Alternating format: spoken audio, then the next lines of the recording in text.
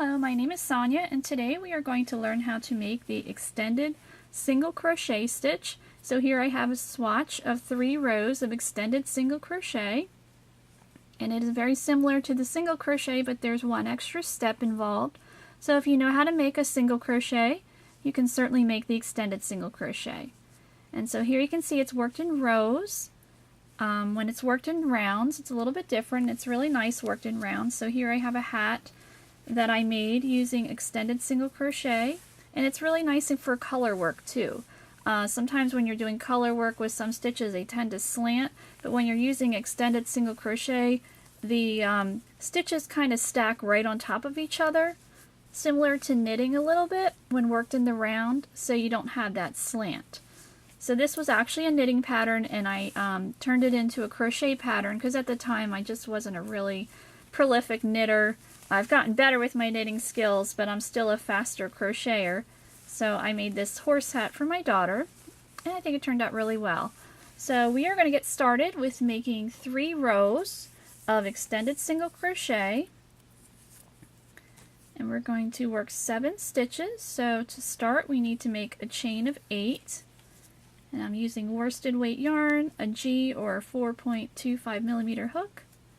So 3, 4, 5, 6, 7, and 8. So to start, you're going to insert your hook in the second chain from your hook, pull up your loop. We have 2 loops on our hook. Now if you're working a regular single crochet, you would yarn over and pull through both of those loops. But we need to do one extra step, so you're going to yarn over and chain 1. You're going to yarn over again and pull through both of those loops. So you can see it's made it a little bit taller, hence the name extended single crochet, and you're just going to keep on going across your chain.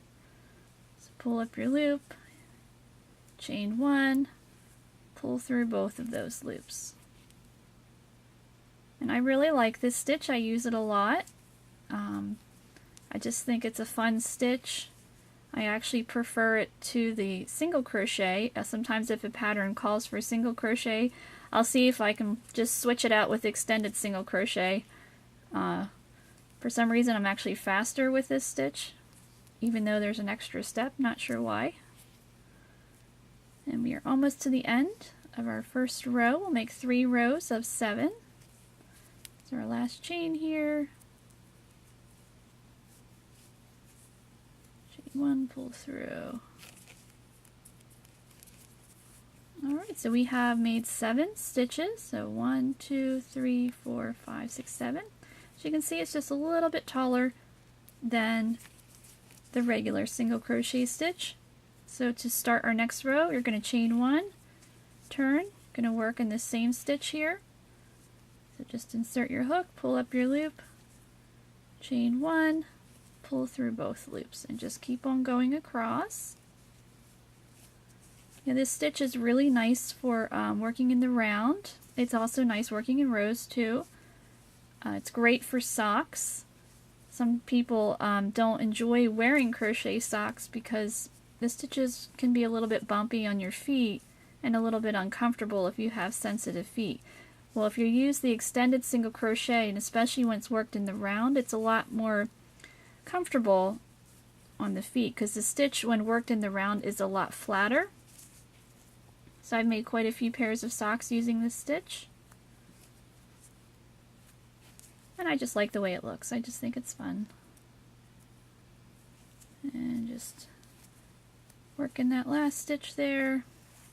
So we've made 2 rows, so we'll make 1 more row for our little swatch. So chain 1, turn, work in that same stitch, chain 1, pull through both of those loops. So you can see it's not difficult, so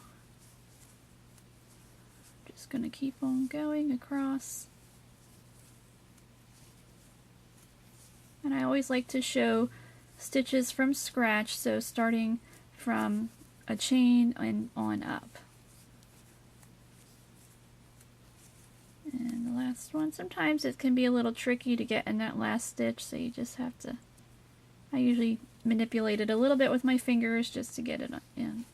the hook in the right spot. Alright, so we've made 3 rows of extended single crochet. Thank you so much for watching.